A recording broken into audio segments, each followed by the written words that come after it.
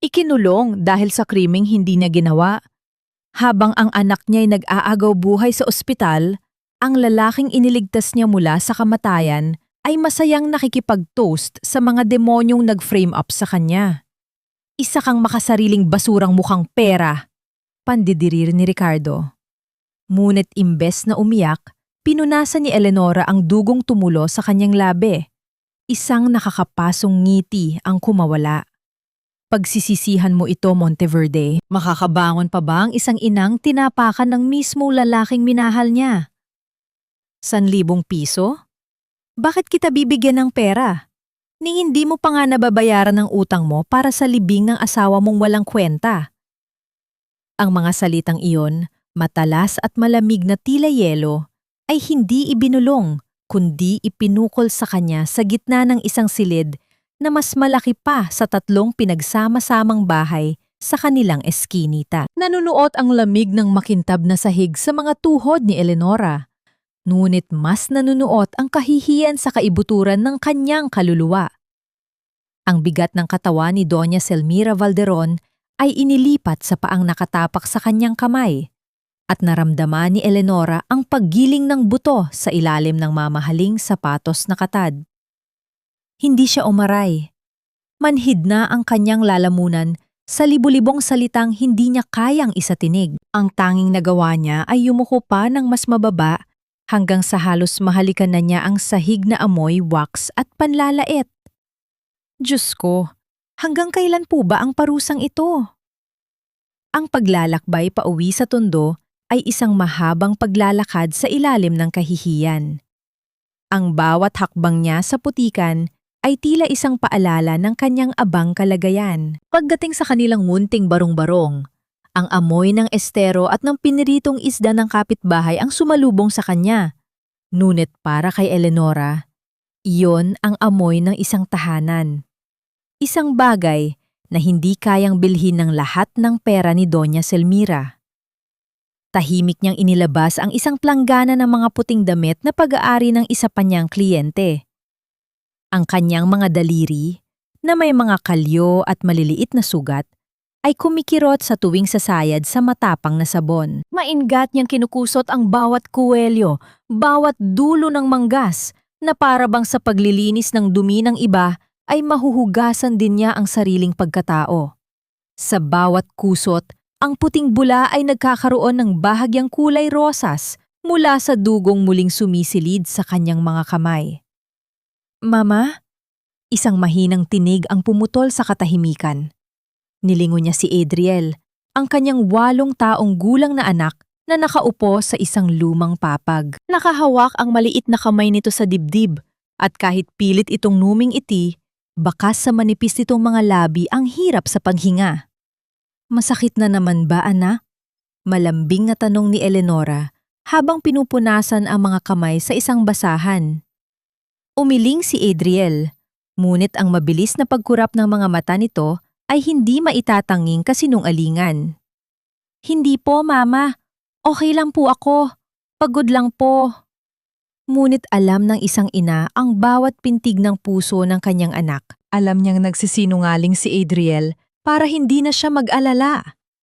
Ang mga salita ni Doña Selmira ay muling umalingaw-ngaw sa kanyang isipan.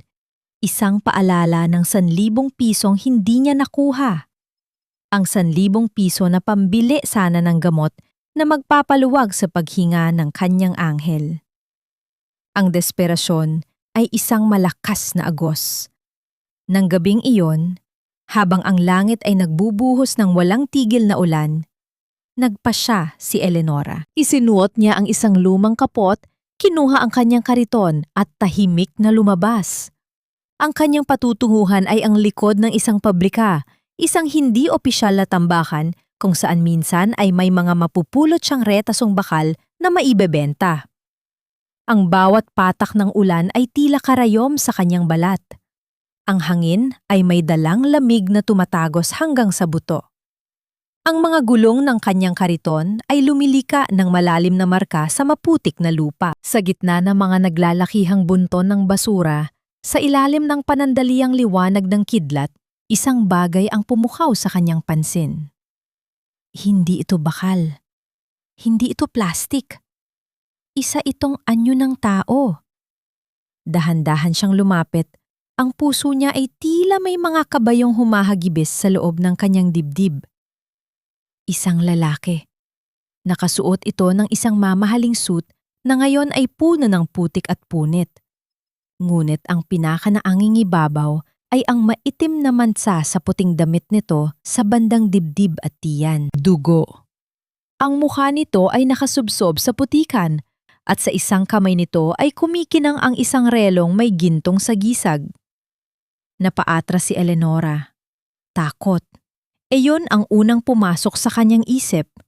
Gulo ito. Peligro. Ngunit nang muling kumidlat, nakita niya ang bahagyang paggalaw ng isang daliri ng lalaki. Buhay pa ito. Ang lahat ng takot sa kanyang katawan ay biglang nilamon ng isang mas malakas na damdamin. Awa. Sa isang iglap, hindi na ito isang estranggero. Isa itong taong nangangailangan ng tulong, katulad niya. Buong lakas niyang inalalayan ang mabigat na katawan ng lalaki upang maisakay sa kariton. Sa gitna ng rumaragasang ulan, itinulak niya ang kariton pabalik sa kanilang eskinita. Dala-dala ang isang panganib na hindi niya palubos na nauunawaan. Sa loob ng kanilang munting tahanan, maingat na inihiga ang lalaki sa papag. Kumuha siya ng maligamgam na tubig at malinis na basahan. Habang marahan niyang nililinis ang mga sugat sa mukha nito, doon lamang niya napagtanto ang itsura nito. Makisig. Ngunit ang noo nito ay may malalim na hiwa at ang isang pisingi ay may malaking pasa. Ginamitan niya ito ng dinikdik na dahon ng bayabas, isang halamang gamot na itinuro pa ng kanyang lola. Habang ginagamot niya ang estranggero, bigla, sa isang iglap na hindi niya inaasahan, ang mga mata ng lalaki ay marahas na bumukas. Puno ito ng gulat at galit. Bago pa man makakilos si Eleonora, ang mga kamay nitong malamig at malakas ay humawak ng mahigpit sa kanyang leeg. Isang pangalan ang kumawala mula sa mga labi nito. Isang sigaw na puno ng pagkamuhi at pagtataksil, bago tuluyang nanlaki ang mga mata nito at muling nawala ng malay. Bumagsak ang ulo pabalik sa unan. Nagising ang estranggero sa isang panibagong mundo. Hindi ito ang malambot na kama na kanyang kinasanayan, kundi isang manipis na banig sa ibabaw ng sahig na kawayan. Ang hangin ay may amoy ng piniritong isdang tuyo at halong putik, kasabay ng ingay ng mga yero na lumilikha ng kakaibang himig sa bawat bugso ng hangin. Lumubog ang kanyang diwa sa kalituhan. Walang malinaw na alaala. Tanging ang salitang Ricardo lamang ang umalingaw-ngaw sa kanyang isipan, na para bang iyon ang pinakapuno ng kanyang pagkatao. Sinubukan niyang bumangon, ngunit agad niyang naramdaman ang matinding panghihina. Ang bawat kalamnan niya ay tila pinutol. Nanatili siyang nakahiga, nakatingala sa butas-butas na bubong na kung saan ay nakikita ang liwanag ng umaga. Gising ka na pala. Isang mahinang boses ang nagpatindig sa kanyang balahibo. Nakita niya si Eleonora na nakaupo sa isang bangko, abala sa pagtatahi ng isang punit na pantalon. May malalim na bilog sa ilalim ng mga mata nito, ngunit ang kanyang tingin ay puno ng pag-aalala. Lumapit si Eleonora at inalalayan si Ricardo na makaupo. Masyado ka pang mahina, Ricardo. Magpahinga ka muna. Ligtas ka dito. Ligtas? Ang salitang iyon ay tila isang estranggero sa kanyang dila. Tinignan niya ang paligid, ang mga dingding na gawa sa kahoy at pinagtagpitagping trapal. Nararamdaman niya ang kakaibang kirot sa noo, na para bang may isang bahagi ng kanyang isip ang sapilitang binura. Hindi nagtagal, kumalat ang balita sa buong tondo. May lalaki raw na inuwi si Eleonora. Ang mga tsismis ay lumilipad na parang alon sa estero, mabilis at mapanira. Ang mga kapitbahay, na ang iba ay minsan ding tinulungan ni Eleonora, ay nagsimulang magbulungan sa tuwing makikita nila si Ricardo. Sabi ko na nga ba may kalaguyo ang Eleonora na yan. Bulong ng isang babae habang dinidiligan ang kanyang halaman. Patay na nga ang asawa, nakipaglaplapan pa sa iba. Ang bastos. Dagdag pa ng isa. Ang mga salitita ay parang suntok sa dibdib ni Eleonora, ngunit hindi niya pinansin. Ang tanging inaalala niya ay ang kanyang anak at ang lalaking kanyang iniligtas. Hindi po totoo yan. Isang matamis ngunit matapang na tinig ang umalingaw-ngaw. Si Adriel, na ngayon ay mas malakas na, ay lumabas sa kanilang bahay at matapang na hinarap ang mga tsismosa. Si Tito Carding po ang pangalan niya. Hindi po siya masamang tao. Tinulungan lang po siya ni Mama. Ang mga tsismosa ay natigilan sa tapang ng bata. Lumapit si Adriel kay Ricardo, hinawakan ang kanyang kamay at numiti ng buong tamis. Tito Carding, okay ka na po ba? Para kay Ricardo, ang tawag na Tito Carding ay tila isang mainit na sinag ng araw na tumagos sa kanyang malamig na puso. Isang hindi pamilyar na init ang kumalat sa kanyang dibdib. Hindi niya matandaan kung saan nagmula ang pangalang iyon, ngunit ang pakiramdam ay tila bumalik siya sa isang lugar na matagal na niyang hinahanap. Samantala, sa isang marangyang condo unit sa syudad, nagiinuman sina Hector Monteverde at Selina Aragon. Ang silid ay puno ng tawa at sigarilyo. Ang dalawa ay nagdiriwang puno ng kaluwagan. Sa wakas, patay na rin ang gugo, sabi ni Hector habang itinataas ang baso ng mamahaling whiskey. Tiyak na hindi na tayo aabuti ng gulo. Hindi na niya tayo guguluhin pa. Dagdag ni Selina. Ang kanyang mapanlinlang ng ngiti ay nagpatago sa kanyang kalupitan. Ang Monteverde Shipping Lines ay atin na. Hindi nila alam. Ang lalaking pinaniniwalaan nilang patay na ay humihinga pa rin. At ang alaala, kahit na natakpan ng isang manipis na ulap, ay naghihintay lamang ng tamang panahon upang sumabog. Sa tondo, habang lumubog ang araw at unti-unting lumitaw ang mga bituin, nakaupo si Ricardo sa labas ng barong-barong. Pinagmamasdan ang mga bata na naglalaro sa ilalim ng isang ilaw. Ang mga sirena ng pulisya ay dumaan sa malayo. Ang tulog nito ay tila naghahatid ng isang pamilyar, ngunit nakakatakot na damdamin. Hinawakan niya ang kanyang ulo. Sinubukang alalahanin ang pinagmulan ng takot na yon. Ngunit walang lumalabas, kundi ang isang malalim na kawalan. Ang lumang telebisyon ng kapitbahay ay biglang nagpakita ng balita. Isang formal na tagapagbalita ang nag-aanunsyo tungkol sa isang nawawalang CEO, isang Ricardo Monteverde na pinaghihinalaang pinaslang. Ang imahe ng lalaki sa telebisyon ay tila isang refleksyon ng kanyang sarili, ngunit hindi niya ito lubos na matanggap. Sino siya? Si Ricardo? O ang Ricardo sa telebisyon? Bago pa man niya lubos na maunawaan ang koneksyon, biglang namatay ang kuryente sa buong barangay. Ang lahat ay binalot ng kadiliman.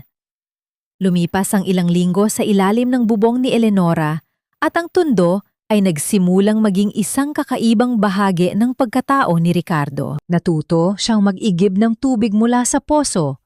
Bawat balde ay nagbibigay ng kakaibang bigat sa kanyang mga bisig na hindi niya naramdaman noon sa paghawak ng mga papeles at kontrata.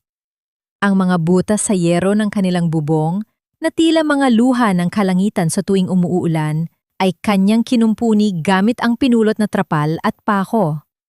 Bawat maliit na gawain ay nagiging kabayaran sa kabutihang loob ng pamilyang tumanggap sa kanya. Ang mga simpleng gawaing bahay na dati hindi niya kailanman naisip na hahawakan ay nagbibigay sa kanya ng isang hindi maipaliwanag na pakiramdam ng kapaki-pakinabang.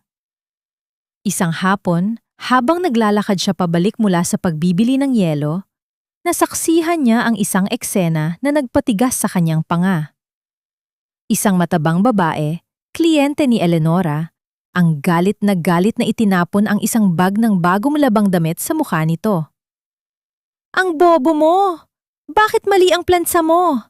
Kaya ka mahirap Ang mga mamahaling damit ay nagkalat sa putik at tahimik lamang na yumuko si Eleonora, Pinupulot ang mga ito na tila wala siyang karapatang magalit.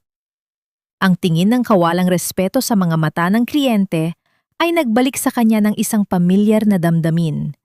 Ang lamig ng mga matang humuhusga na minsan ay nasa kanya rin. Kinagabihan, habang mahimbing na natutulog si Adriel, lihim na nagpunta si Ricardo sa likod ng bahay kung saan naglalabas si Eleonora. Nagmistulang anino siya sa dilim, pinagmamasdan ang mga kamay nito. Ang mga kalyo sa palad ay lumalalim, ang mga kuko ay putol at may mga sugat na muling nagbukas. Ang balat nito ay namula at nangingitim sa matapang na chemical ng sabon. Ito ang mga kamay na nagligtas sa kanya. Ang mga kamay na nagtrabaho ng walang tigil para sa isang maliit na bata. Kinabukasan, sa unang pagkakataon, umalis si Ricardo ng bahay nang walang paalam. Naglakad siya patungong palengke at doon buong lakas niyang binuhat ang mga sako ng bigas para sa isang tindera. Bawat buhat ay nagbibigay ng sakit sa kanyang mga kalamnan. Ngunit ang sakit na iyon ay mas kaunti kaysa sa kirot na nararamdaman niya para sa mga kamay ni Eleonora. Sa kanyang unang kinita, binili niya ang pinakamurang pamahid na gamot na kanyang nakita sa botika. Hindi niya alam kung saan ito ilalagay o kung paano ito ibibigay. Nang gabing iyon, matapos maghapunan, umupo si Ricardo sa tabi ni Eleonora. Ang lampara ay nagbibigay ng malabong liwanag, nagpapahaba sa mga anino sa kanilang paligid. Inabot niya ang kamay ni Eleonora. Nagulat ito, ngunit hindi kumilos. Marahan niyang binuksan ang takip ng pamahid at maingat na ipinahid sa mga sugat at kalyo. Walang salita ang namutawi sa kanilang mga labi. Naming ang malalim na titig sa mga mata ni Ricardo na para bang sinasabi niya ang lahat ng pasasalamat at awa na hindi niya kayang sabihin. Ang pakiramdam ng mainit niyang palad sa malamig na kamay ni Eleonora ay nagbigay ng kakaibang kilig, isang tahimik na pag-ibig na nagsisimulang umusbong sa gitna ng kanilang mahirap na buhay. Samantala, sa kabila ng syudad, inutusan ni Hector ang kanyang mga tauhan na halughugin ang lahat ng ospital, mga morgue, at maging ang mga estero ng Maynila. Nakatanggap siya ng isang anonymong tip na may nakakita kay Ricardo na buhay sa tundo. Ang kanyang mga mata ay nanlilisik sa galit. Hindi maaaring mabuhay si Ricardo. Hindi maaari matuklasan ang kanyang maitim na lihim. Nang gabing iyon, habang mahimbing na natutulog si Adriel, ang maliit na bata ay kinuha ang malaking kamay ni Ricardo.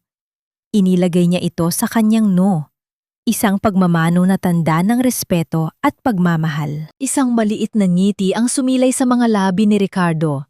Isang ngiti na hindi niya kailanman inakala na kaya niyang gawin para sa isang bata. Ngunit sa labas ng eskinita ng tundo, isang itim na sasakyan na may mga armadong lalaki ang tahimik na pumarada. Ang kanilang mga mata ay nakatitig sa munting barong-barong, tila mga anino na nagbabantay sa kanilang biktima. Sa gitna ng katahimikan ng gabi, habang payapang natutulog sina Eleonora at Adriel, isang biglaang pagbabago ang nangyari. Nagsimulang mangisay ang bata, ang kanyang maliit na katawan ay nanginginig. Isang mahirap na ubo ang kumawala sa kanyang dibdib, kasabay ng bahagyang mansa ng dugo sa kanyang bibig. Nanlamig ang kanyang buong katawan. Agad na nagising si Eleonora. Ang kanyang puso ay tila dinadaganan ng malaking bato. Ang paghingal ni Adriel ay naging napakabigat sa gitna ng kadiliman. Ang mga mata ni Eleonora ay nanlabo. Ang kanyang puso ay naghahabulan sa dibdib. Bonlakas niyang binuhat ang payat na katawan ni Adriel. Ang malamig na simoy ng gabi at ang malakas na paghingal ng bata ay nagdagdag sa bigat ng kanyang bawat hakbang. Tumakbo siya. Hindi alintana ang putik sa kanyang mga paa. Ang tanging layunin ay makarating sa ospital. Pagdating doon, ang doktor ay agad na nagsagawa ng mabilisang pagsusuri. Ginang Maravilla, kailangan ng anak mo ng emergency surgery. Delikado ang kondisyon ng puso niya. Ang mga salitang iyon ay tila mga panandalian lamang na umaalingaw-ngaw sa kanyang tenga. Ang sumunod na narinig niya ay, "Mahigit 100,000 po ang kailangan." 100,000 piso.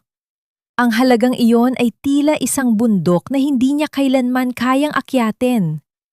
Ang kanyang mga paa ay nanghina, ang kanyang kamay ay nanginginig habang hinahawakan ang maliit na litrato ni Adriel sa kanyang bulsa. Pinoprotektahan ang imahe ng anak. Sa gitna ng desperasyon, isang pangalan ang biglang umalingaw-ngaw sa kanya isipan, kasabay ng matinding pagkasuklam. Doña Selmira. Sa kabila ng lahat ng panlalait at pang-aapi, siya lamang ang may kakayahang tumulong. Ang kanyang mga tuhod ay tila may sariling isip. Dinala siya sa isang marangyang handaan na ginaganap sa isang mansyon, isang lugar na kailanman ay hindi niya aakalain na mapupuntahan niya. Doon, sa gitna ng mga nagtatawanan at nagkakasiyahang mayayaman, lumuhod si Eleonora. Ang kanyang mga mata ay nagmamakaawa. Ang kanyang tinig ay halos hindi marinig. "Doña Selmira, maawa po kayo. Ang anak ko po nag-aagaw buhay. Gagawin ko po ang lahat.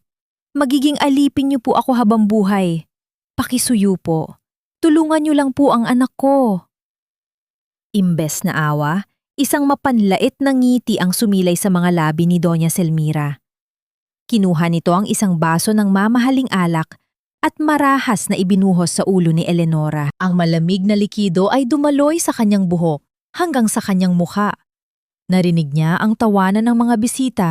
Ang kanilang mga boses ay tila bumubulong ng, "Basura! Hindi marunong lumugar!" Hindi siya umaray. Manhid na ang kanyang buong pagkatao. Pagkatapos ay kinaladkad siya palabas ng 2 gwardya, itinapon sa gilid ng kalsada na parang isang basurang walang silbi. Ang mga tuhod ni Eleonora ay nagdugo sa matatalas na bato.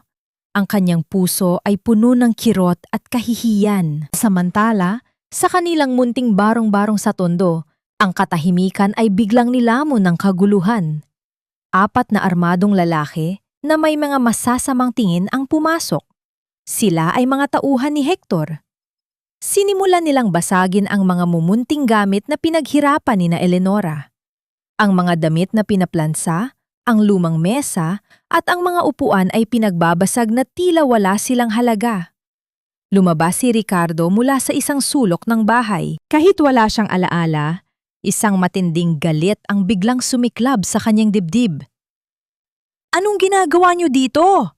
Umalis kayo!" Buong tapang siyang humarang sa gitna ng mga lalaki. Ginamit ang kanyang sariling katawan bilang panangga sa mga gamit ni na Eleonora.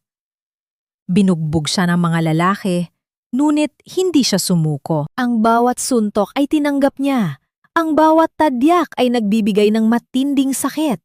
Ngunit patuloy siyang lumaban, pinoprotektahan ang munting tahanan na nagsilbing kanlungan niya. Saktong pagdating ni Eleonora, basang-basa sa ulan, ang kanyang mga tuhod ay duguan. Nakita niya ang walang awang pambubugbog kay Ricardo. Ang kanyang puso ay tila pinipiga. "Tama na! Maawa kayo!" Sigaw niya. Ngunit hindi siya pinansin. Isang malaking lalaki ang humawak na isang bakal na tubo, itinaas ito at inasinta sa ulo ni Eleonora. Hindi nag-isip si Ricardo. Sa isang iglap, tumalon siya. Buong lakas na niyakap si Eleonora at sinalo ang matinding hampas ng bakal na tubo sa kanyang ulo. Isang mapuron na tunog ang kumalat sa silid. Bumagsak si Ricardo sa sahig. Ang kanyang katawan ay lumundo sa paanan ni Eleonora, naliligo sa sariling dugo. Ang kanyang mga mata ay nanlabo. Ang kanyang hininga ay naging mabigat. Naramdaman ni Eleonora ang mainit na dugo sa kanyang pisingi. Ang kanyang puso ay humihiyaw sa sobrang takot at kirot. Niyakap niya ng mahigpit ang ulo ni Ricardo. Habang papalabas ang mga lalaki, nagpumigla si Ricardo. Inabot niya ang kanyang kamay at hinawakan ang kamay ni Eleonora. Iminulat niya ang kanyang mga mata ng bahagya. Tumingin kay Eleonora na para bang nakilala niya ito mula sa isang malayong nakaraan bago ang tondo. Isang salita, mahina ngunit malinaw, ang kumawala mula sa kanyang mga labi. Adriel? At pagkatapos ay tuluyan siyang pumikit. Ang kanyang katawan ay bumagsak ng mabigat sa malamig na semento. Nagising si Ricardo sa isang marangyang silid ng ospital. Ang mga pader ay kulay ginto at ang hangin ay may amoy ng mamahaling disinfectant. Ang malambot na kama ay tila yelo sa kanyang likod. Ang unang bumalik sa kanyang isip ay ang huling pagkakataon na nakita niya ang niyang emosyonal na mapa. Ang board meeting, ang pagtataksil ng kanyang pinsan, ang maitim na mukha ni Hector.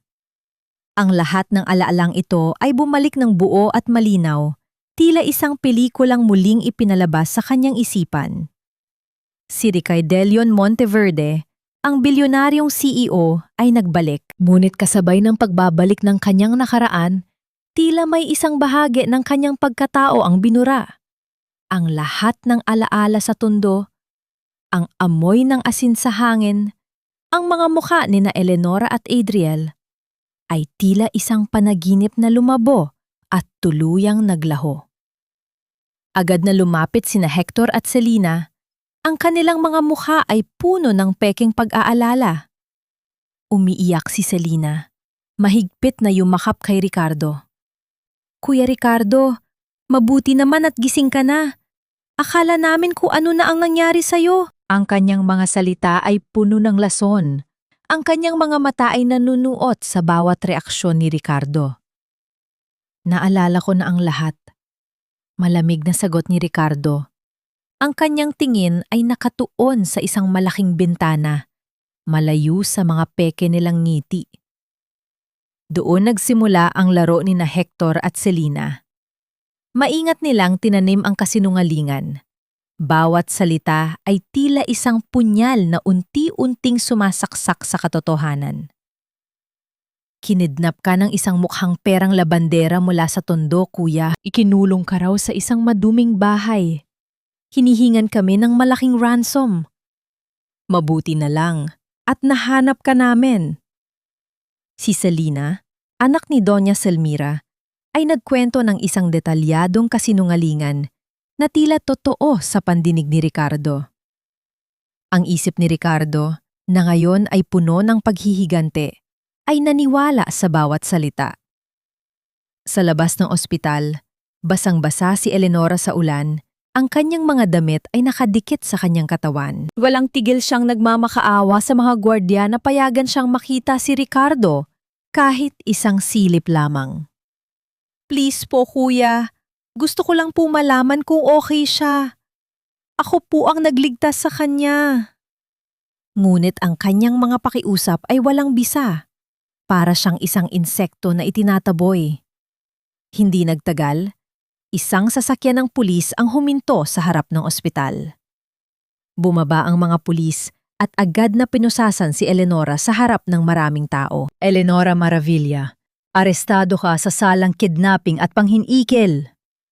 Nahulog mula sa kanyang bulsa ang isang maliit na pamahid.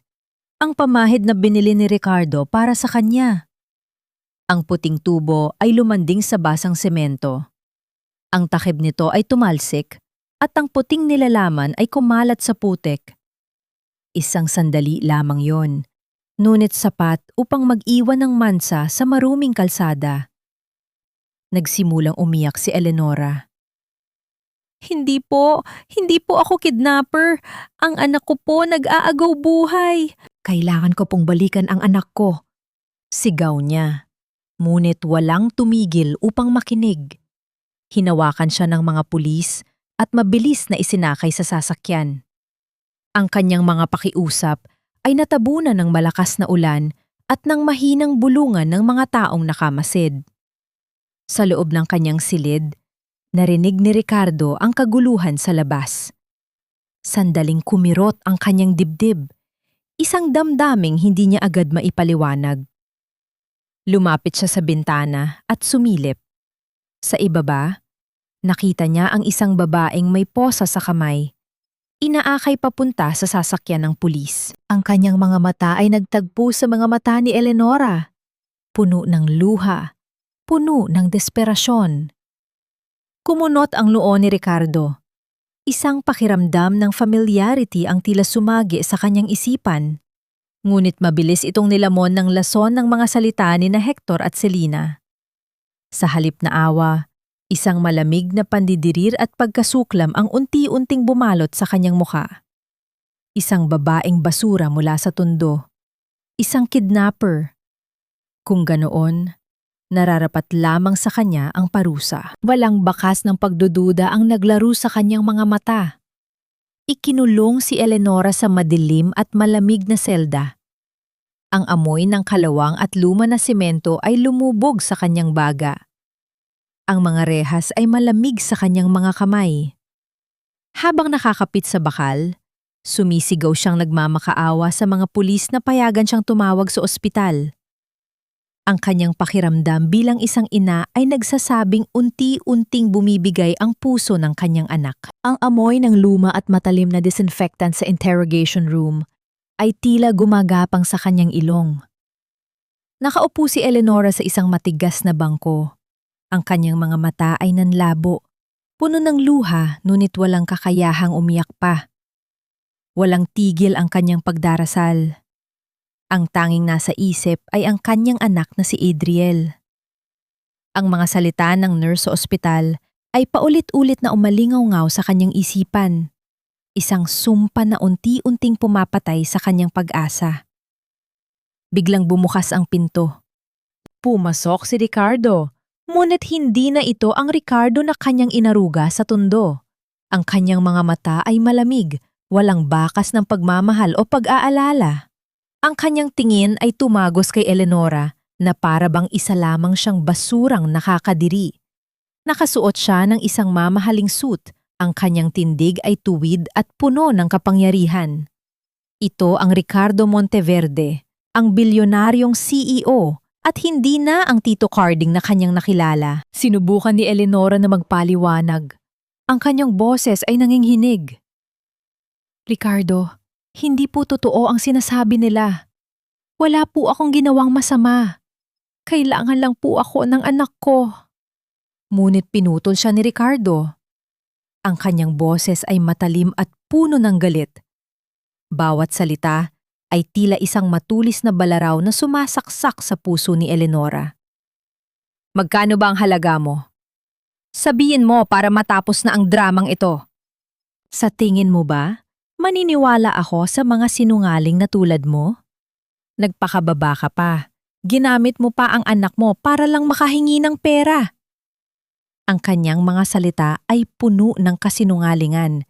Ang lason ni na Hector at Selina ay ganap ng bumalot sa kanyang isip. Walang imik si Eleonora. Ang kanyang mga balikat ay lumundo.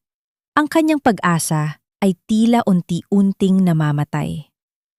Imbes na ipagtanggol ang sarili, lumuhod siya. Namamanhik ang kanyang mga mata, puno ng luha na dahan-dahang bumabagsak sa kanyang mga pisingi.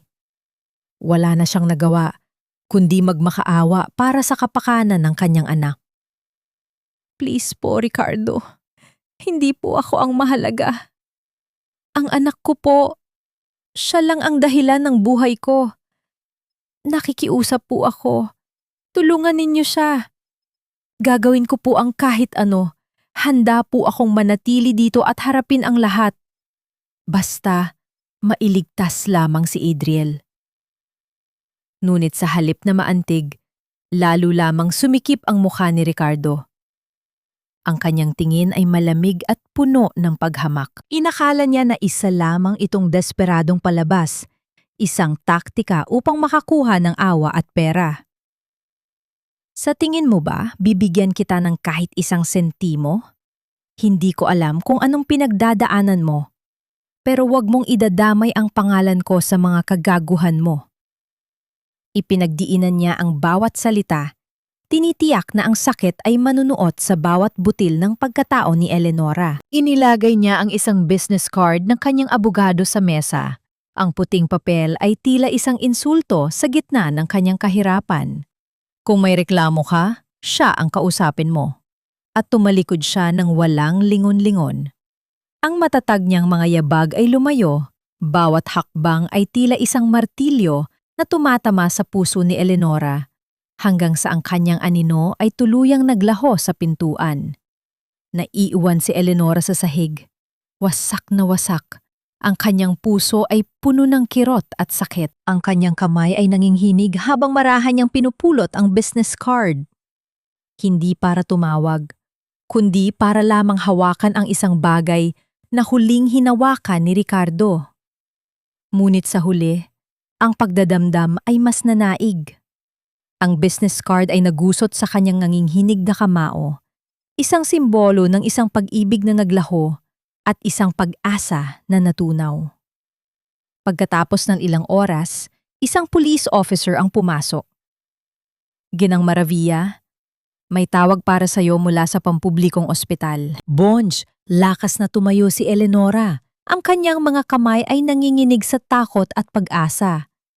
Hinawakan niya ang telepono. Ang kanyang puso ay naghahabulan. Isang malamig at formal na boses ang nagsalita sa kabilang linya. Ginang Maravilla, pasensya na po. Kailangan niyo na pong maghanda sa pinakamasamang mangyayari. Ang telepono ay nawala ng tunog. Ang mga daliri ni Eleonora ay nanghina at ang telepono ay marahas na bumagsak sa malamig na semento. Ang tunog nito ay tila isang huling hiyaw ng pag-asa na tuluyang naglaho. Ang lahat ay binalot ng isang nakabibinging katahimikan. Ang mansyon ng mga Monteverde ay puno ng tawa at sigawan. Isang malaking piging ang inihanda ni na Hector at Selena, nagdiriwang sa pagbabalik ni Ricardo na para bang isa itong pambansang selebrasyon.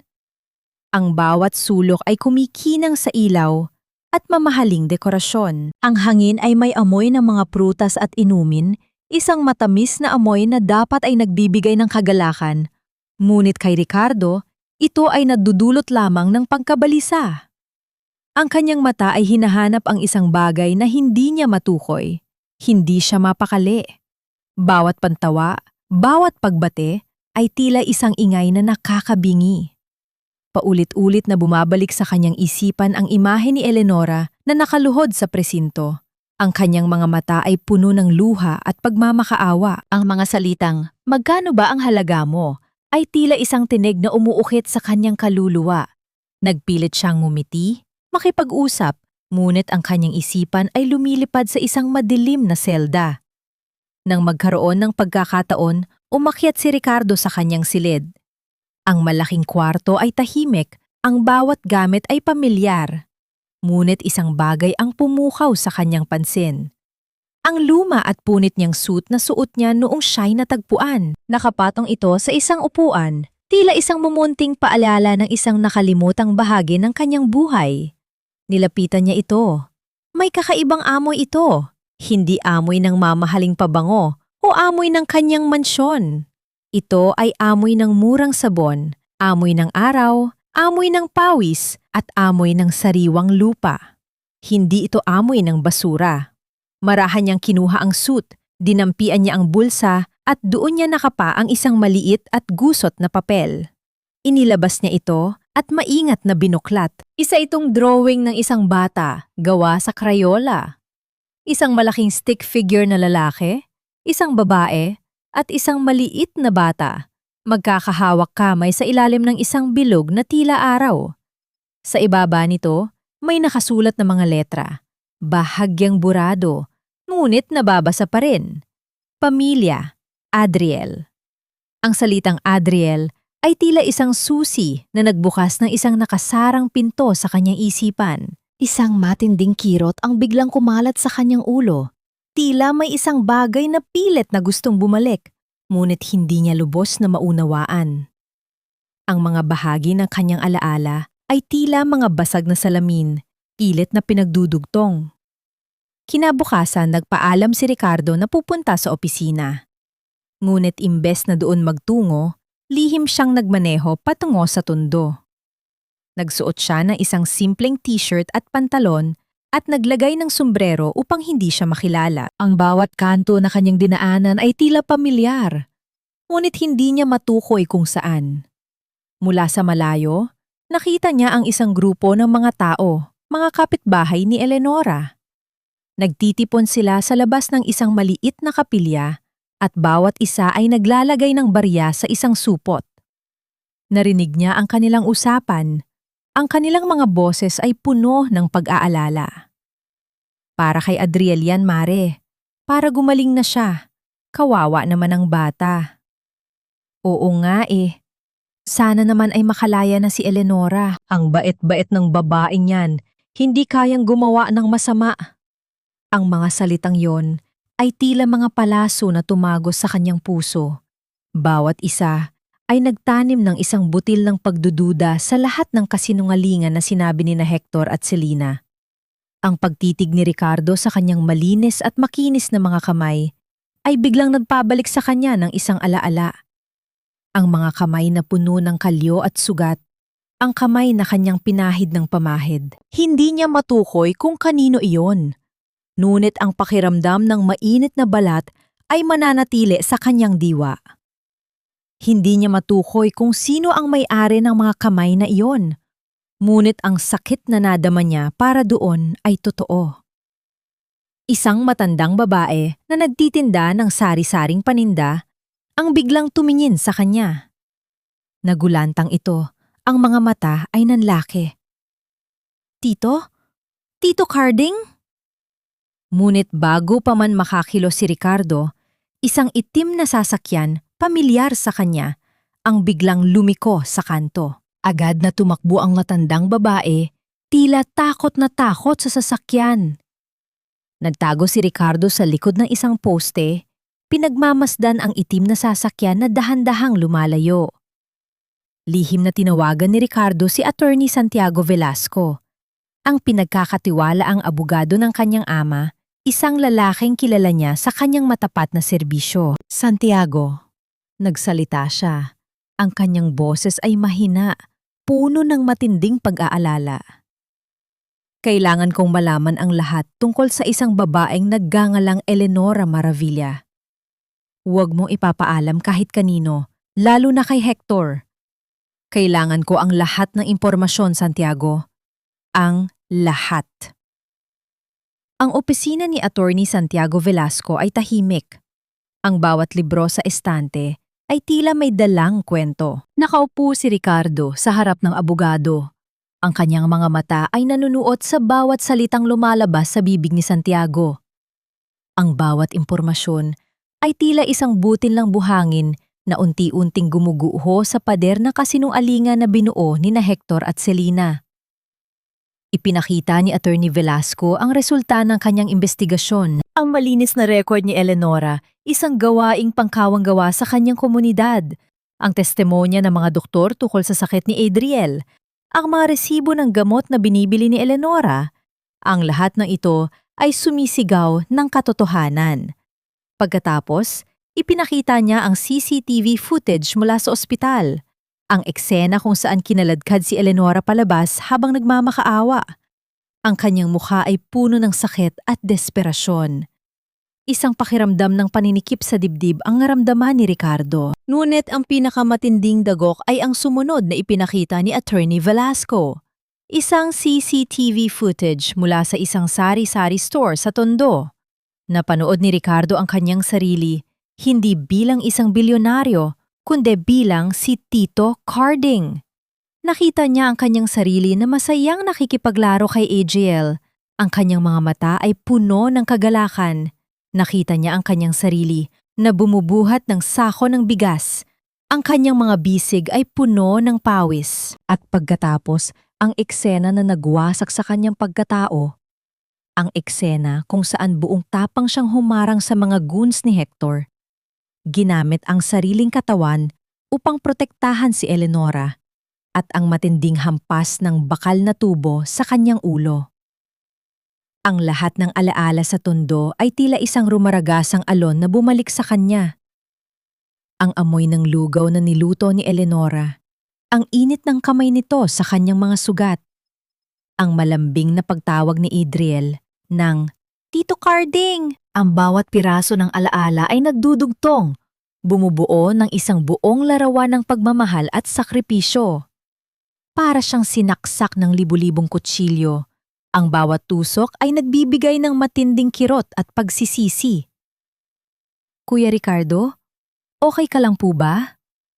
Nag-aalalang tanong ni Attorney Velasco nang makita ang matinding pagbabago sa mukha ni Ricardo. Hindi sumagot si Ricardo. Buong lakas siyang tumayo. Ang kanyang mga mata ay puno ng galit at pagsisisi. Saan si Eleonora? Kailangan ko siyang makita. Nagmamadali siyang pumunta sa kulungan. Ngunit huli na ang lahat. Kaka-transfer lang po ni Ginang Maravilla sa City Jail, sir. May nagpiyansa na po sa kanya. Sabi ng isang gwardiya. Ang salitang nadpiyansa ay tila nagbigay ng isang bahagyang pag-asa. Ngunit mabilis itong nawala nang marinig niya ang sumunod na sinabi. Pero naka-freeze po ang account na ginamit sa piyansa. Hindi pa rin po siya nakakalaya. Mabilis siyang nagtungo sa ospital. Pumunta siya sa Intensive Care Unit, ICU. Ang kanyang puso ay puno ng kaba. Nakita niya si Adriel sa loob ng salamin. Payat na payat, ang kanyang maliit na katawan ay nakakabit sa maraming makina. Ang kanyang puso ay tila dinadaganan ng malaking bato. Isang matinding kirot ang naramdaman niya sa bawat paghingal ng bata. Isang nurse ang lumapit kay Ricardo. Kayo po ba si Mr. Monteverde? Ito po, diary po ni Adriel. Lagi po niyang binabanggit ang pangalan ninyo, sir. Inabot ng nurse ang isang maliit at lumang kwaderno. Marahan itong binuklat ni Ricardo. Sa isang pahina, may mansa ng luha. Nakasulat sa mga salitang hindi pa gaanong pamilyar sa kanya. Sana po gumaling na si Mama sa sakit niya. Sana po bumalik na si Tito Harding para maging papa ko na siya. Ang mga salitang yon ay tila mga panandalian lamang na umaalingaw-ngaw sa kanyang isipan. Bawat isa ay nagbibigay ng matinding kirot at pagsisisi. Bago pa man niya matapos basahin ang diary, isang tinig ang umalingaw-ngaw sa buong ICU. Code Blue! Code Blue! Room 302! Ang heart monitor ni Adriel ay nag-flatline. Nagmamadaling pumasok ang mga doktor at nurse sa silid. Ang kanilang mga mukha ay puno ng pag-aalala. Si Ricardo ay natigilan sa labas ng silid, hawak ang kwaderno, paralisado sa takot at sakit. Ang tuloy-tuloy at matinis na tunog ng flatline ay tila isang huling paalala ng kanyang mga pagkakamali. Ang buhay ni Adriel ay muling kumapit sa manipis na sinulid. Matapos siyang i-revive, nagawa ng mga doktor na patatagin ang kanyang kondisyon. Ngunit ang kanyang puso ay nananatiling mahina. Ginagamit ni Ricardo ang lahat ng kanyang kapangyarihan at ang natitirang pera sa kanyang personal na account upang ilipat si Adriel sa pinakamagaling na pribadong ospital at kunin ang pinakamahuhusay na heart surgeon sa bansa. Ang kanyang mga mata ay nanunuot sa bawat detalye. Ang kanyang puso ay puno ng matinding pag-aalala. Bawat segundo ay mahalaga. Samantala, sa loob ng kulungan, isang kakaibang pagbabago ang naganap kay Eleonora. Ang dating babaeng tahimik at sunod-sunuran ay nagsisimulang magpakita ng lakas. Isang araw, ipinagtanggol niya ang isang matandang bilanggo na inaapi ng ibang preso. Ang kanyang boses ay matatag. Ang kanyang tingin ay matapang. Ang dating takot sa kanyang mga mata ay napalitan ng isang bagong determinasyon. Ang kilos na iyon ay nagbigay sa kanya ng respeto ng iilan at ang iba ay nagsimulang makinig sa kanya. Lihim na nakipagkita si Ricardo kay Attorney Velasco at sa iilang board members na tapat pa rin sa kanyang yumaong ama. Ang silid ng pulong ay madilim. Ang bawat salita ay binubulungan lamang. Inilatag niya ang lahat ng ebidensya na kanyang nakalap. Ang mga testimonya, ang CCTV footage, ang mga bank records na nagpapatunay sa mga transaksyon ni Hector. Kailangan nating bawiin ang Monteverde Shipping Lines at kailangan nating ipagtanggol ang isang inosenteng babae. Upang makakuha ng panahon at maging kampante sina Hector at Selena, pinakalat ni Ricardo ang maling impormasyon na siya'y magbabakasyon sa ibang bansa para magpagaling. Kailangan ko pong magpahinga. May trauma po ako. Kunyari niyang sabi sa media. Nagsilbi itong lason upang lalo pang maging kampante ang kanyang mga kaaway. Ngunit sa likod ng lahat ng iyon, si Ricardo ay gumagawa ng kanyang sariling plano. Lihim siyang nakikipag-ugnayan sa mga maliliit na empleyado, mga driver, janitor, security guard, na nakasaksi sa mga kahina-hinalang galaw ni Hector. Inalok niya sila ng proteksyon at kapalit nito ang kanilang testimonya. Ang bawat pahayag ay tila isang malaking bato na unti-unting dumudurog sa pader ng kasinungalingan ni na Hector at Selena. Gumamit siya ng isang malaking halaga mula sa kanyang natitirang personal na pondo upang palayain si Eleonora. Nagtago siya sa isang sulok ng presinto. Pinanood ang paglabas ng babaeng sinaktan niya na ngayon ay may bagong tigas sa kanyang mga mata. Ang kanyang puso ay puno ng pagsisisi, ngunit may kasama ring paghanga sa tatag na nakikita niya sa babae. Ang account sa bangko na ginamit sana para sa piyansa ni Eleonora ay biglang na-freeze. Ito ay isa sa mga huling galaw ni na Hector at Selena upang siguraduhin na hindi makakalaya si Eleonora. Ngunit hindi nila alam, may mas malaking puwersa ang gumagalaw. Papalabas na ng kulungan si Eleonora nang harangin siya ng isang mamahaling kotse. Ibinaba ng matanda ang bintana at doon niya nakita si Doña Selmira. Ang kanyang mukha ay puno ng pandidire. Walang sabi-sabi, inihagis nito ang isang makapal na sobre sa paanan ni Eleonora.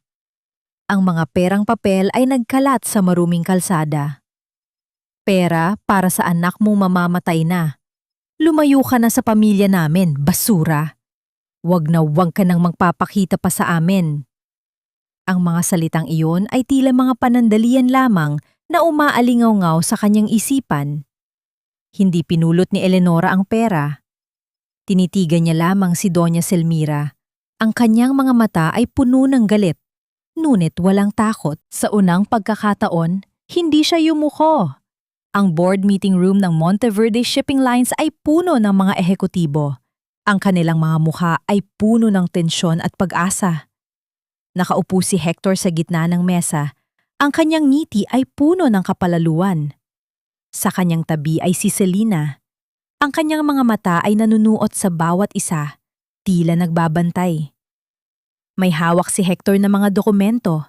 Ang kanyang boses ay malakas at puno ng kumpiyansa. Mga kaibigan, ipinagmamalaki ko pong i-anunsyo ang bagong partnership deal na magbibigay sa atin ng absolutong kontrol sa Monteverde Shipping Lines. Ito ang simula ng isang bagong panahon. Ang mga palakpakan ay umalingaw-ngaw sa buong silid, ngunit may bahid ng pagdududa sa ilan. Biglang bumukas ang malaking pinto ng silid at lahat ng tingin ay napalingon doon. Pumasok si Ricardo, hindi bilang isang pasyente, kundi bilang isang hari na nagbabalik sa kanyang trono.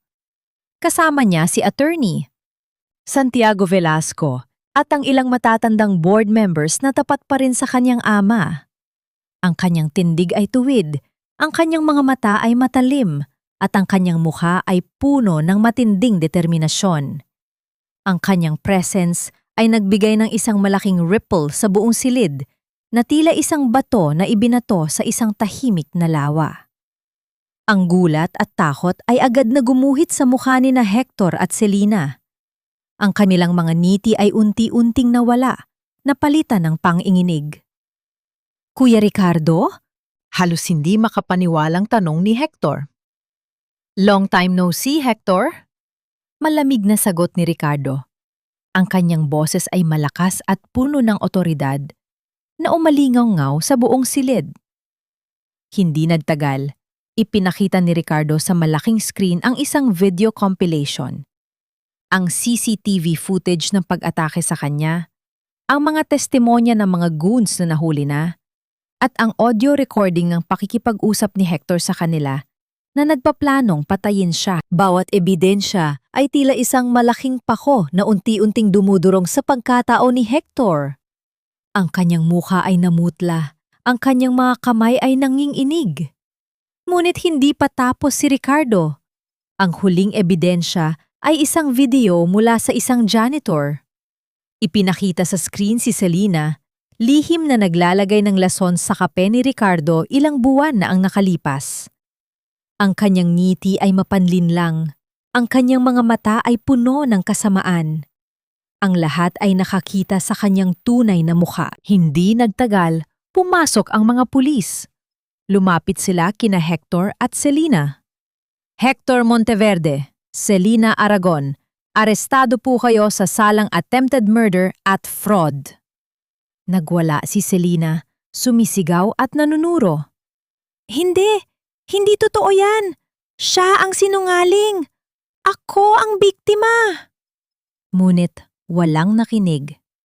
Kinaladkad sila palabas ng silid, ang kanilang mga sigaw ay unti-unting nawala sa malayo. Ngunit hindi pa rin tapos si Ricardo. Ipinakita niya ang mga bank records na nagpapatunay na si Doña Selmira ay kasabot sa money laundering scheme ni Hector. Ang mga pulis ay agad na nagtungo sa mansyon ni Doña Selmira at inaresto ang matanda sa kanyang sariling tahanan. Ang kanyang mukha ay puno ng gulat at pagkadismaya. Matapos ang lahat ng kaguluhan, tumayo si Ricardo sa harap ng media. Ang kanyang boses ay malakas at puno ng emosyon. Ang nagligtas sa akin ay hindi pera o kapangyarihan. Iniligtas ako ng isang labandera mula sa Tondo na nagturo sa akin kung paano maging tao. Nilibing ko ang dating ako sa Tondo at siya ang nagbigay sa akin ng bagong buhay. Sa isang payak na apartment malapit sa ospital, pinapanood ni Eleonora ang lahat sa isang lumang telebisyon. Ang kanyang puso ay puno ng iba't ibang damdamin. Luhan ng kaligayahan ang dumaloy sa kanyang pisingi, habang hawak ang kamay ng natutulog na si Adriel. Nakita niya ang pagyuko ni Ricardo sa harap ng kamera at pagsabing, "Eleonora, patawarin mo ako!" Isang pampublikong pag-amin ng pagkakamali na umalingaw-ngaw sa buong bansa at dumating sa puso ni Eleonora. Isang maliit na itim na kahon ang iniwan ni Attorney Velasco sa mesa ni Ricardo matapos ang lahat. Hindi niya ito binuksan. Sa isip niya, ang pinakamahalagang kayamanan ay hindi nasa loob ng kahon. Pagkatapos ng kanyang speech, dumiretso si Ricardo sa apartment ni Eleonora. Kumatok siya sa pinto. Nang bumukas ito, ang mukha ni Eleonora ay hindi nagpakita ng galit o saya, kundi isang blangko at pagod na ekspresyon. Ang kanyang mga mata ay malalim, tila walang emosyon. "Anong kailangan mo, Mr. Monteverde?" Malamig niyang tanong. Ang salitang Mr. Monteverde ay tila isang malamig na pader na itinayo sa pagitan ni Eleonora at Ricardo. Ang pagtataksil ng alaala ni Ricardo at ang lahat ng sakit na dinanas niya sa kulungan ay nadiwan ng malalim na sugat sa kanyang puso. Tumanggi si Eleonora sa lahat ng tulong pinansyal ni Ricardo maliban sa para sa operasyon ni Adriel. Iyon lamang ang kanyang tinanggap at itinuring niya itong isang malaking utang na kanyang babayaran. Ang kanyang pagmamataas ay mas matimbang kaysa sa pera. Sa halip na tanggapin ang limos, nagsimulang magtayo si Eleonora ng isang maliit na laundry shop sa Tondo. Nagsimula siya sa isang lumang washing machine at ilang planggana. Pinagsama-sama niya ang mga kapitbahay ng ina na karaniwang walang trabaho at binigyan sila ng hanap buhay. Ang munting shop ay naging kanlungan, isang lugar kung saan ang mga kababaihan ay maaaring kumita ng marangal. Ang amoy ng sabon at sariwang labada ay kumalat sa eskinita, isang bagong pag-asa. Araw-araw, pagkatapos ng kanyang trabaho sa Monteverde Shipping Lines, tahimik na dumiretso si Ricardo sa Tondo. Hindi siya nagmamaneho ng mamahaling kotse. Naglalakad lamang siya o minsan ay sumasakay sa tricycle. Hindi siya lumalapit sa laundry shop. Sa halip, nagbubuhat siya ng mga planggana ng tubig para sa mga kapitbahay. Nag-aayos ng mga sirang silya at mesa sa mga tindahan at tahimik na nagmamasid kay Eleonora mula sa malayo. Hindi siya humihingi ng pabor. Hindi siya naghihintay ng salita. Ang tanghing nais niya ay makita si Eleonora kahit sa malayo lamang. Hindi siya kinakausap ni Eleonora. Ang kanyang mga mata ay nananatiling blanko sa tuwing magtatagpo ang kanilang mga tingin. Ngunit, hindi na rin niya ito itinataboy. Mayroong isang tahimik na pagtanggap, isang hindi maipaliwanag na pag-unawa. Gabi-gabi, bago umuwi si Ricardo, makikita niya ang mainit na ilaw mula sa laundry shop ni Eleonora. Isang beacon ng pag-asa na gumagabay sa kanya. Isang gabi, naabutan ni Eleonora si Ricardo. Natutulog ito sa isang bangko sa labas ng shop. Ang kanyang ulo ay nakasandal sa dingding. Ang kanyang katawan ay puno ng pagod. Ang amoy ng pawis at sabon ay lumubog sa kanyang damit. May bahagyang lamig ang gabi at si Ricardo ay nanginginig. Kumuha si Eleonora ng isang lumang kumot. Ang kumot na ginamit ni Ricardo noong siya'y naging Tito Harding. Marahan niyang ikinumot ito sa kanya. Ang kanyang kamay ay bahagyang dumampi sa buhok nito. Isang maliit na kilos, ngunit puno ng damdamin. Pagkatapos, tahimik siyang bumalik sa loob ng shop. Ang pag-uwi ni Ricardo sa kanyang mansyon ay puno ng kakaibang damdamin. Amoy pawis at sabon. Tiningnan niya ang kanyang sarili sa salamin. Sa unang pagkakataon sa maraming taon, numiti siya ng totoo. Hindi ito ang ngeti ng isang bilyonaryo, kundi ang ngeti ng isang lalaking nakahanap ng kanyang lugar sa mundo. Kahit na ang lugar na iyon ay puno ng putik at kahirapan. Ang kanyang puso ay nagsisimulang lumambot. Ang kanyang mga sugat ay unti-unting naghihilom. Samantala, patuloy na binibisita ni Attorney Velasco si Hector sa kulungan. Hindi ito upang bigyan ng tulong, kundi upang ipaalala sa kanya ang kanyang mga kasalanan at ang katotohanan na ang karma ay umiiral. Ang kanyang mga salita ay tila mga tinik na tumusok sa konsensya ni Hector. Dumating ang araw ng operasyon ni Adriel. Matagumpay ito. Ang lahat ay nagdiwang. Nang magkamalay ang bata, ang kanyang mga mata ay hinanap ang isang pamilyar na mukha. Ang unang pangalang lumabas sa kanyang bibig ay hindi ang kanyang ina, kundi, nasaan po si Papa Harding? Narinig ito ni Eleonora at ni Ricardo na parehong nakatayo sa magkabilang dulo ng silid. Ang kanilang mga puso ay puno ng iba't ibang damdamin. Ang salitang Papa ay umalingaw-ngaw sa tahimik na silid, isang salitang nagdudugtong sa kanila sa kabila ng lahat ng sakit at pagsubok. Lumipas ang isang taon. Ang tundo ay muling nagpatunay na ang pag-asa ay mayroong sariling buhay, lumalago sa gitna ng kahirapan.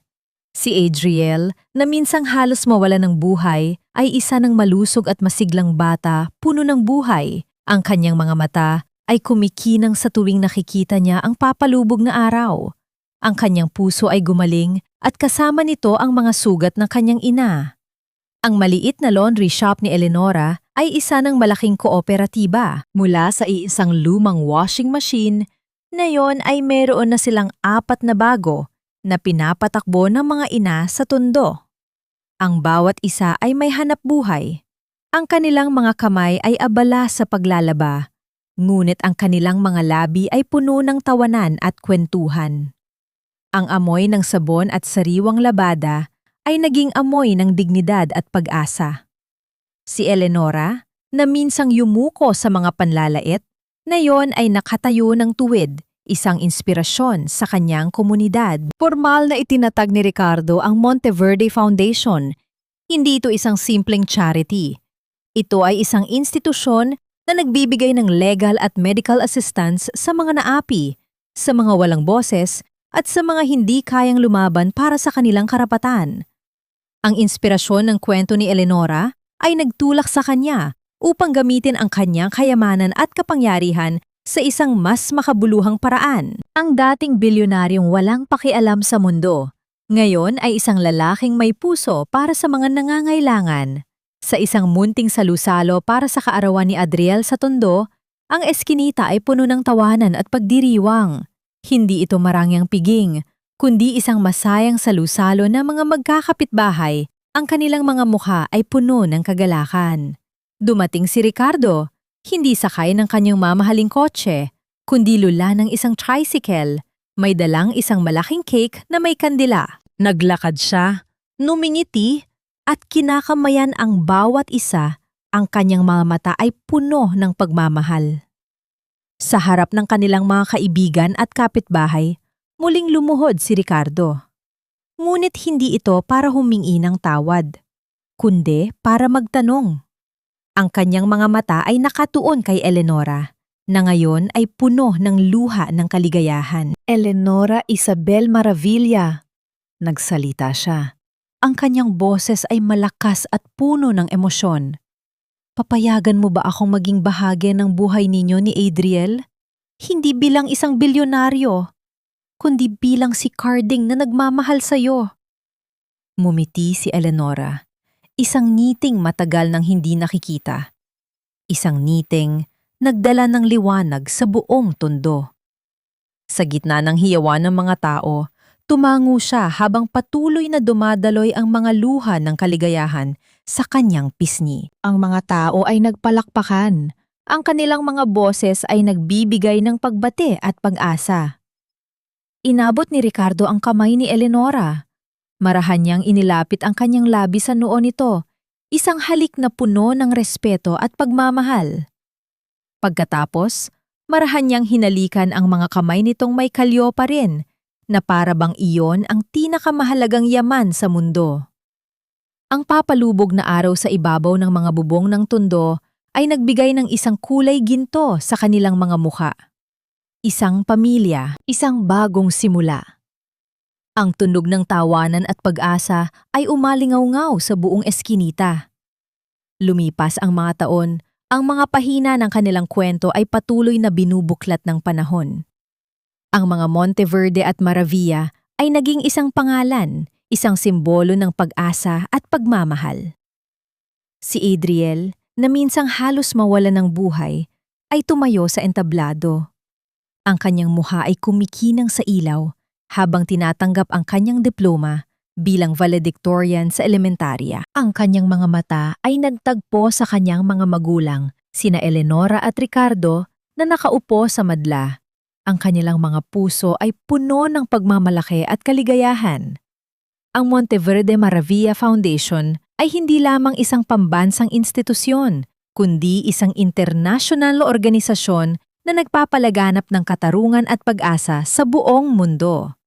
Sa kulungan, makikita si Hector. Hindi na ito ang dating mapanlinlang na pinsan na puno ng kapangyarihan. Siya ay tumanda, ang kanyang buhok ay pumuti, at ang kanyang mga mata ay puno ng pagsisisi. Ang mga salita ni Attorney Velasco ay umukit sa kanyang konsensya. Bawat isa ay nabibigay ng matinding kirot. Hindi niya kailanman nakamit ang kapatawaran, ngunit natuto siyang tanggapin ang kanyang parusa. Si Doña Selmira naman ay namatay sa sakit sa puso, dala ng sama ng loob at galit. Ang kanyang huling hininga ay puno ng hinanakit. Si Selina naman ay nawala sa katinuan. Ang kanyang isip ay nabalot ng pagkabaliw. Ang kanyang mga mata ay walang katinuan. Ang hustisya at karma ay nakamit. Ang huling eksena ay sa kanilang simpleng bahay sa tondo. Hindi ito mansyon, kundi isang mas maayos na bahay na gawa sa matibay na materyales, ngunit puno ng pagmamahal. Naglalaba pa rin si Eleonora gamit ang kanyang mga kamay. Hindi dahil kailangan, kundi dahil gusto niya. Ang bawat kusot ay isang paalala ng kanyang pinanggalingan, ng kanyang pinagdaanan. Ito ang kanyang pagkatao, ang kanyang dignidad. Lumapit si Ricardo, ang kanyang mga mata ay puno ng pagmamahal. Hinawakan niya ang mga kamay ng kanyang asawa. Ang mga kamay na may kalyo pa rin, ngunit puno ng kwento. Ang mga kalyong ito ang nagligtas sa akin, mahal ko, malambing niyang sabi. Ito ang yaman ko. Niyakap niya si Eleonora ng mahigpit. Ang kanilang mga puso ay nagdudugtong. Ang kanilang kwento ay isang paglalakbay mula sa sakit patungo sa pagpapatawad. Mula sa kawalang katarungan patungo sa katarungan, at mula sa pagkasira patungo sa paghilom. Natagpuan ni Eleonora ang kapayapaan hindi sa paglimot sa kanyang mga sugat, kundi sa pagtanggap sa mga ito bilang bahagi ng kanyang pagkatao. Natuto siyang patawarin ang mga taong nanakit sa kanya.